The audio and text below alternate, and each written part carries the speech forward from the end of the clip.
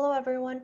In this video, I'm going to be covering how to do the lab assignment 1, specifically how to do the lab assignment on a virtual lab if you're working on your personal laptop off campus. So first, you go to our D2L page. Under content, you'll see lab materials. And under lab materials, you'll see a bunch of resources that are already uploaded. Anything with SPSS is an extra resources for you to learn more about the program. Specifically, week 2 SPSS handout has step-by-step, along with the extra additional videos, step-by-step pictures and directions of how to do frequency analysis on SPSS. Okay, so you have this as a resources, and all the lab assignment you do, all the problems should you should be able to do all the problems in lab assignment by looking at this handout. And this is the lab assignment, and it works just like homework. It's a document. You download this. You write on top of this document like this, and then you save it, and then you submit that under assignments just like you did for the homework. Okay. And in order for you to complete assignment 1, you need assignment 1 data. And you need to download this data, and make sure you download this in your OneDrive. So if you haven't used OneDrive, you can access OneDrive on your MyRU page. So if you see OneDrive right here. So when you download this file, make sure you move this data file to your OneDrive folder. So you can do that by going to the OneDrive and then just moving this file to your OneDrive space. Okay. And then you need to do your assignment 1, right? So this is assignment 1, and here's a description about using the virtual lab. So click this link. I did control click, and it'll lead you to this page. And this page is the step-by-step direction of using virtual lab to access whatever softwares that you need that are usually on school computers. So first, click this picture.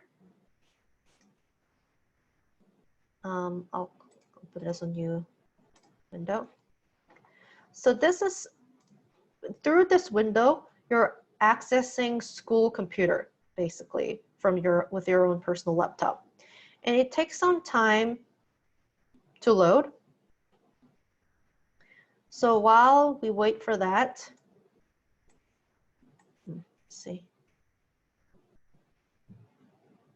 Okay, so yeah, it takes time to load. So while it does its job, I'll go over the directions once more. So once this page loads, you're going to click SPSS, and then you're going to set up your OneDrive files as saving files. So basically, you're mapping your personal Radford OneDrive folder to this virtual space. So you click My Files icon that are on the top left corner, and then you click Add Storage, and then click OneDrive, and then you click Add Radford.edu, and then Accept, and that should be it. And then it will show up on as OneDrive like this. And I believe if you do it once, you'll always have it whenever you access this virtual lab. Okay. So you see this. For some reason, it's not showing up. So let me click like this.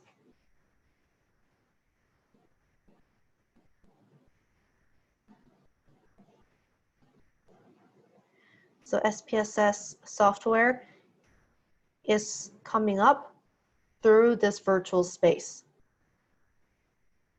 Okay, so before we do this, go to this My Files And then I have my OneDrive folder right here already, okay? All right, now, this is the SPSS software. And we need to use the data that I gave you to do question 1 through 5 for lab assignment 1. So I'm gonna bring the data file that I just saved into the OneDrive here. So go to File and click Open. Go to Data, because we're opening a data file.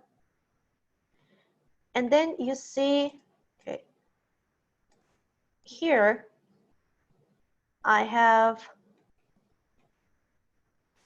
okay, this PC, I have OneDrive.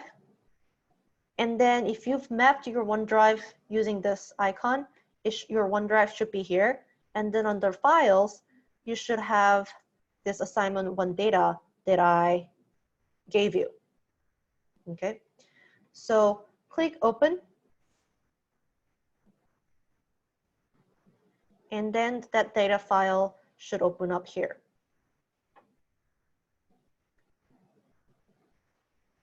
It's a bit slow, so gotta be a little patient. Okay. So this is the data file that opened, and on the back, you see output window. Output window produces any outputs you tell SPSS to produce. And you'll see in a second what I mean by that. Okay, so this is SPSS data file, and I'll take a second to go over what everything means here. Okay, so now currently we're under data view. Data means everything, all the data you can see in one window. Each column is a variable. Remember, variable is whatever scores that we wanted to collect. So this variable is gender. This variable is class standing. This variable is cumulative GPA, and so on. Okay. And if you click variable view, you see the list of variables like this. And you can learn more about the information about each variable here. So first variable is gender. That was the first column under data view right here. Okay. So gender is gender. And it has values. It says 1 is male, 2 is female, and 3 is other. By looking at that, we can now know that under gender, this score 2 means female, score 1 means male. Okay, so so variable view provides keys for what each number means in case of this nominal variable. And here, you should put measure as nominal because gender is a nominal measure. Same thing with class standing. Variable class was referring to class standing, and value, it shows that if its scores is 1, it means freshman. If the score is 2, it means sophomore, and so on. Now going back to the data view, now you see all these variables, right? Each column.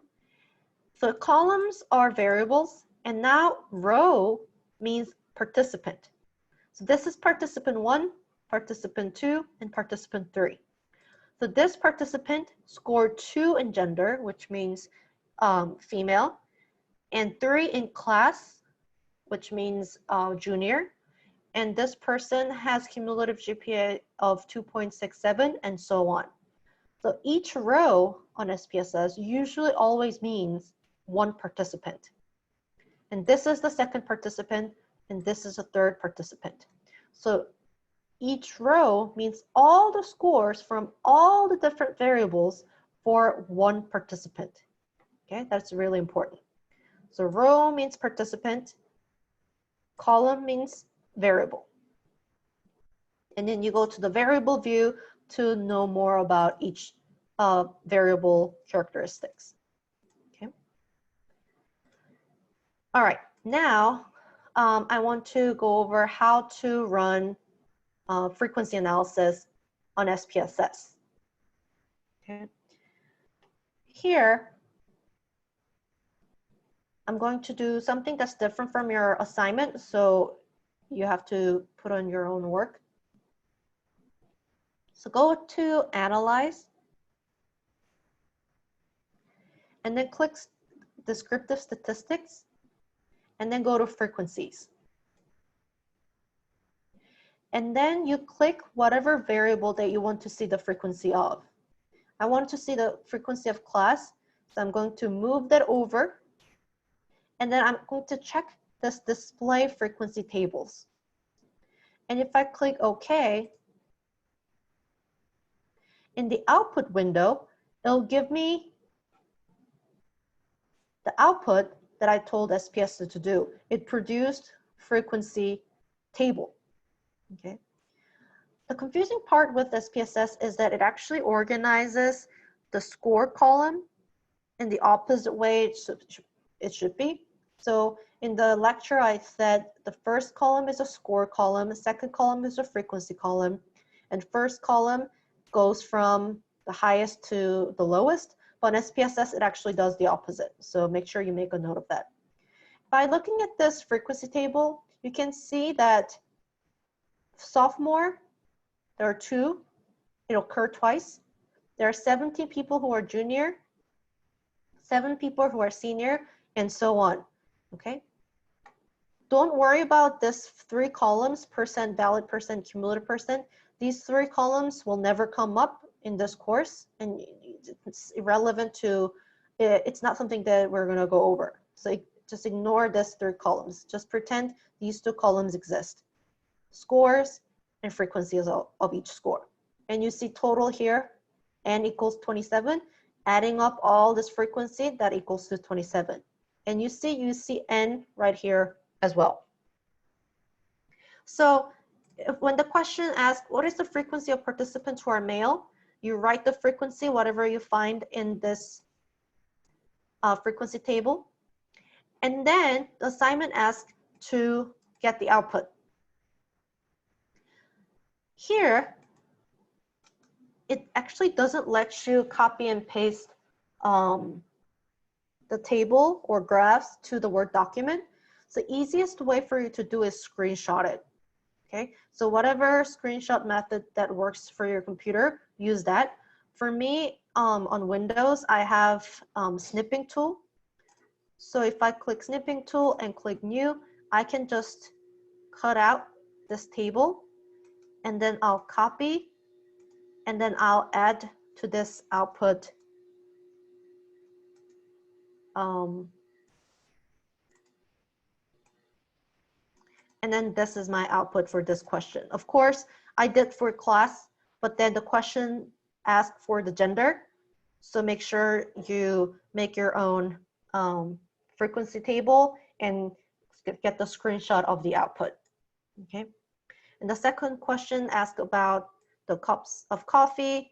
So you would do that for this coffee variable. And just briefly, let's go over the concept of cumulative frequency and relative frequency. Remember, relative frequency, the equation is F over N. So if I ask, what is the relative frequency of senior? Then you would give me, let's try to annotate. Okay. So relative frequency is F over N. And if I ask the relative frequency of senior, you would take the frequency of the senior, 7, divided by the total, 27. Okay, and then you have to actually calculate. If I calculate 7 divided by 27 is 0.26, and 0.26 would be the relative frequency of senior. Okay, so you can use this frequency table to calculate the relative frequency.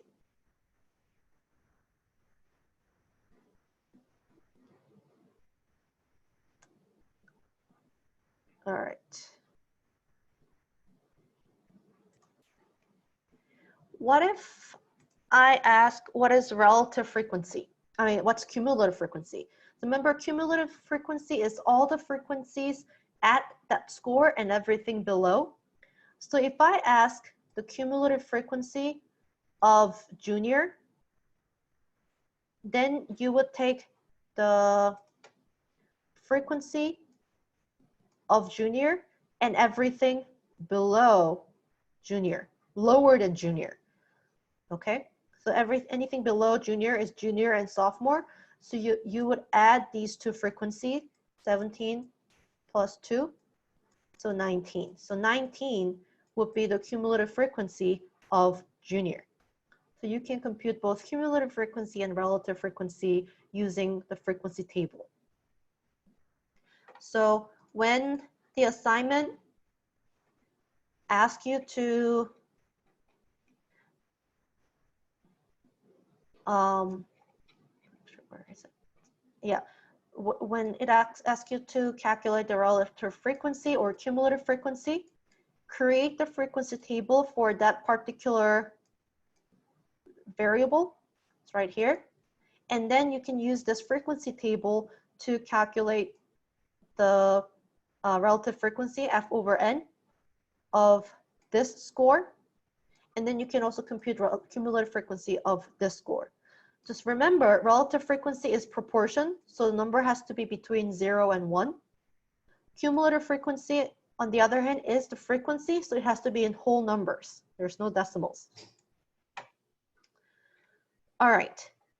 And another thing is to make a graph.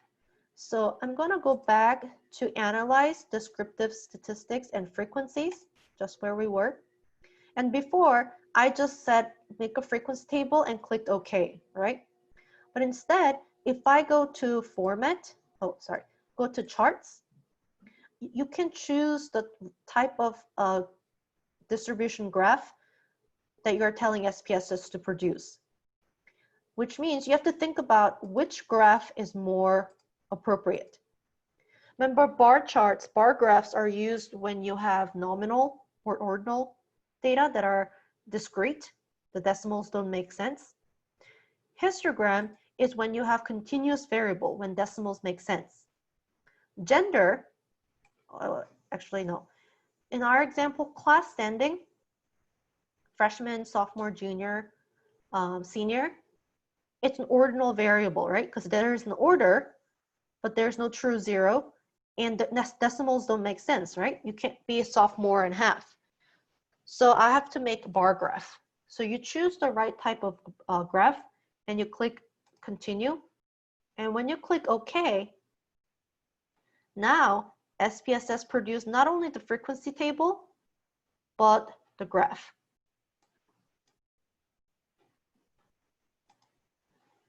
All right, so it produced a bar graph for the variable that I wanted to see the graph of.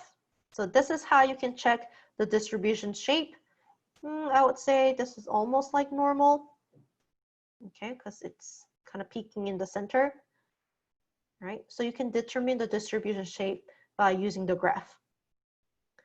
The third thing you need to do is finding the percentile. Remember, the percentile tells you the percentage of scores that are below that particular score. So if I want to know, okay, so with shoe size, what is at 65, what is 65th percentile of the shoe size? So what shoe size is at 65th percentile?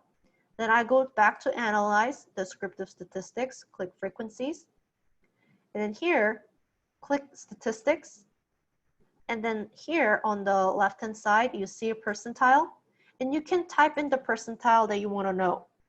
So I want to do the 65th percentile, and then if I add 65 and click continue, and when I click OK, in this table right here, it tells me, okay, 65th percentile, it's shoe size 3. actually, no, I used different wrong variable. Okay, so going back, it was actually for class standing. So I'm going to move over a different variable, the shoe size, the one that I actually wanted to see the percentile of. So percentile is at 65th percentile. I'll make a graph, but shoe size, decimals make sense, right? You can be 7.5. So I'll make it histogram. If I click continue and I click OK, now it's telling me, okay, shoe size 9 is at 65th percentile. That means if your shoe size is 9, there are 65% of everyone else's score is either at or below 9. That's what percentile means. Okay. Again, there's a question that asks you the percentile. So for TV time variable, what score is at 40th percentile? You would do the same procedure, but with this particular variable. Write the score that's at the 40th percentile, just like this one. And then you will copy and paste this table. So again, do the screenshot of this particular window, copy, and then you can attach, paste that to the output. So it's right here. All right, so that's how you would complete this assignment. Do this each step for each question. It's pretty straightforward. And once you write all the answers here, or 2 or 3, and then you attach all the outputs, you save this file, and then you would submit that on SPSS under assignments. Okay. Once you're done, you can just exit out. You don't need to save anything, because anything you need to save, you've screenshotted to this assignment file. Okay. So once you're done, you exit out and you're done. All right, that was how to do assignment 1 using the virtual lab.